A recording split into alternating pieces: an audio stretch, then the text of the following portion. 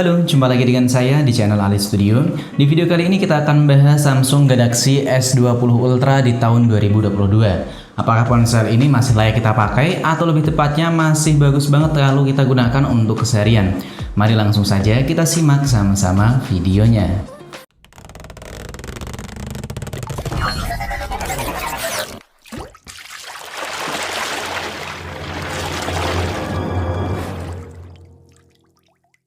Yang pertama pastinya kita bahas terlebih dahulu alasan kenapa saya membahas Samsung Galaxy S20 Ultra di tahun 2022.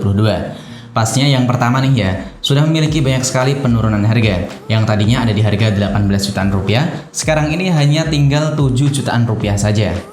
Selain itu, Samsung Galaxy S20 Ultra adalah mantan flagship tertinggi pada Samsung Galaxy S20 series sebelumnya.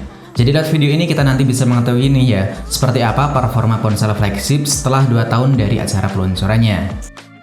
Selanjutnya kita bahas untuk urusan desain dari Samsung Galaxy S20 Ultra ini. Untuk urusan desain ponsel ini masih bisa banget untuk kita andelin ya, meskipun sudah kelewat 2 tahun dari peluncuran pertamanya. Yang pastinya pertama untuk bodinya sudah menggunakan bodi berbahan metal, lalu backdoornya sudah menggunakan material kaca. Untuk feel genggaman memang Samsung Galaxy S20 Ultra terasa nyaman di tangan kita. Cuman nih ya, ponsel ini cukup terasa berat, lalu kalau kita operasikan hanya menggunakan satu tangan pasnya cukup kesusahan. Misalnya kalau kita mau menyentuh layar pada bagian atas. Karena layar dari Samsung Galaxy S20 Ultra ini menurut saya cukup gede ya. Ya bukan cukup gede lagi, tapi emang layarnya gede banget. Karena untuk layar yang dimiliki dari Samsung Galaxy S20 Ultra ini menggunakan layar seluas 6,9 in. Untuk panel layarnya yang digunakan sudah menggunakan Dynamic AMOLED 2X, lalu punya refresh rate tinggi hingga 120 Hz, HDR10+, kemudian punya kerapatan hingga 511 ppi, dan sudah diproteksi dengan Corning Gorilla Glass 6. Kemudian kalau kita gunakan nonton video, ponsel ini memiliki warna maupun gambar yang terlihat halus dan juga tajam. Apalagi untuk kualitas audionya sudah menggunakan dual speaker stereo. Namun di sini waktu pertama saya dengar saya agak kaget karena dual speaker stereonya ini di bagian atas dan juga bagian bawah lebih kencengan speaker di bagian bawah. Selain itu yang saya sayangkan dari layar Samsung Galaxy S20 Ultra, meskipun ponsel ini sudah memiliki teknologi refresh rate tinggi hingga 120 Hz, namun yang saya sayangkan opsi pemilihan refresh rate tersebut hanya ada 2, yaitu 60 Hz dan juga 90 Hz. Bahkan pada Samsung Galaxy S20 Ultra belum ada opsi refresh rate adaptif. Jadi kalau saya sendiri refresh rate 120 Hz itu jarang banget saya pakai. Untuk tampilan antara mukanya juga, ponsel ini sudah menggunakan sistem operasi Android 12 berbasis One UI versi 4.0. Jadi gak mau kalah dengan ponsel-ponsel terbaru dari Samsung sekarang ini. Kemudian untuk urusan performanya, apakah Samsung Galaxy S20 Ultra masih bisa banget untuk kita andelin?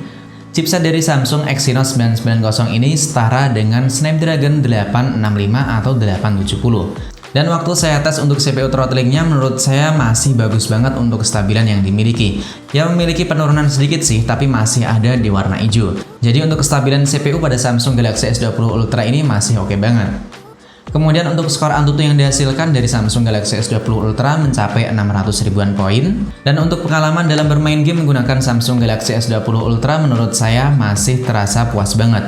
Meskipun chipset ini bukan lagi menjadi yang terbaik dari Samsung untuk sekarang ini. Dan yang saya suka dari Samsung Galaxy S20 Ultra, ponsel ini meskipun kita gunakan buat main game, baik itu Mobile Legends maupun PUBG Mobile dalam durasi kurang lebih 30 menitan, suhu yang dapetin masih terasa nyaman. Dan yang saya rasain cuman anget doang di tangan.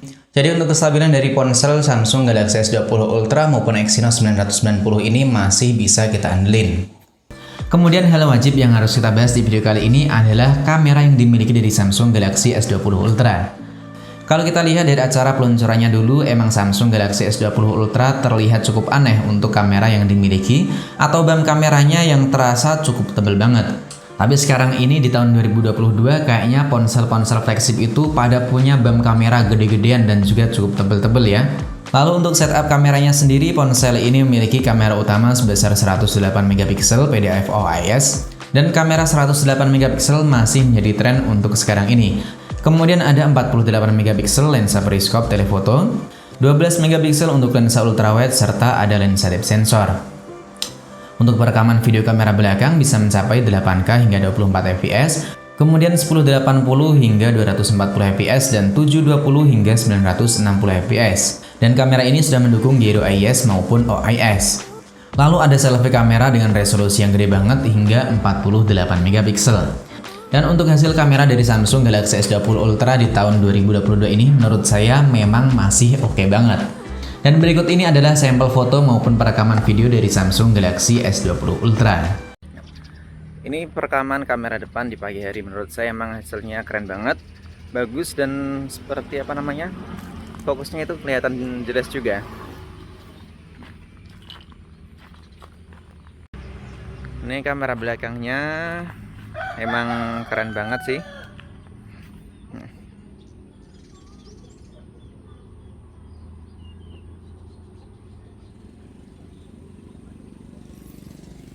Bagus. Dan masih stabil dengan resolusi 1080. Kita coba lari sedikit. Ini perekaman 8K 25 fps. Agak ngezoom sih rasanya. Perbedaan antara 8K dan juga apa namanya? Untuk resolusi 4K dan juga 8K. Terasa agak ngezoom. Untuk kestabilan masih lebih stabil pada resolusi 4K 30 fps.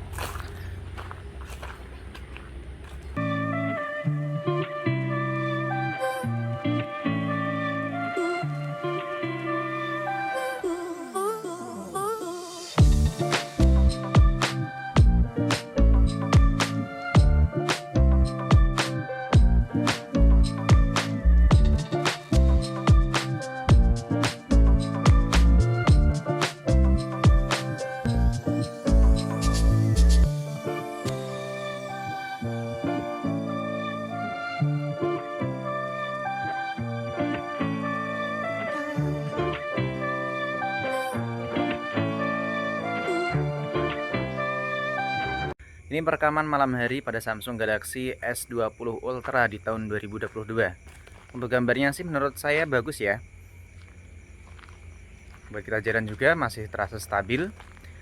Tapi bagaimana menurut kalian untuk warna maupun kualitas suara yang dapetin dari Samsung Galaxy S20 Ultra untuk kamera selfie-nya dengan resolusi 1080 30 fps di malam hari. Dan ini hasil kamera belakang dari Samsung Galaxy S20 Ultra dengan resolusi Ultra HD 30 fps. Kestabilannya masih bagus, warna yang dihasilkan juga malah menurut saya makin terang kalau kita bandingin dari penglihatan kita secara langsung. Nah, kita coba buat lari ya. Buset, masih anteng aja nih. Kemudian buat menopang semua performa yang dimiliki oleh Samsung Galaxy S20 Ultra, ponsel ini dibekali dengan baterai berkapasitas hingga 5000 mAh serta memiliki fitur pengisian cepat hingga 45 watt dan pastinya sudah mendukung wireless charger. Jadi dengan berbagai performa maupun fitur yang dimiliki dari Samsung Galaxy S20 Ultra, pastinya ponsel ini masih bisa banget buat nemenin kalian dalam waktu keseharian penuh. Dan itu balik lagi pada aktivitas yang kalian gunakan pada Samsung Galaxy S20 Ultra ini. Kalau kalian gunainnya ekstrim, pastinya bisa mencharger hingga 2 kali dalam sehari. Namun buat kalian yang hanya menggunakan multitasking maupun foto-foto dan juga main game secukupnya saja, pastinya dengan baterai berkapasitas 5000 mAh masih cukup dalam waktu keseharian penuh. Atau satu hari itu hanya membutuhkan pengecasan hingga 1 kali saja. Dan untuk kekurangan yang paling saya rasakan pada Samsung Galaxy S20 Ultra, menurut saya pribadi pada refresh rate-nya yang belum ada pilihan 90Hz atau refresh rate adaptif. Jadi overall pada Samsung Galaxy S20 Ultra ini masih oke banget kalau kita beli di tahun 2022. Apalagi untuk harganya sudah memiliki banyak banget penurunan harga. Yang tadinya 18 juta sekarang hanya 7 jutaan saja. Dan buat kalian yang masih gunain Samsung Galaxy S20 Ultra di tahun 2022, kira-kira apa saja atau bagaimana pengalaman kalian selama menggunakan ponsel ini?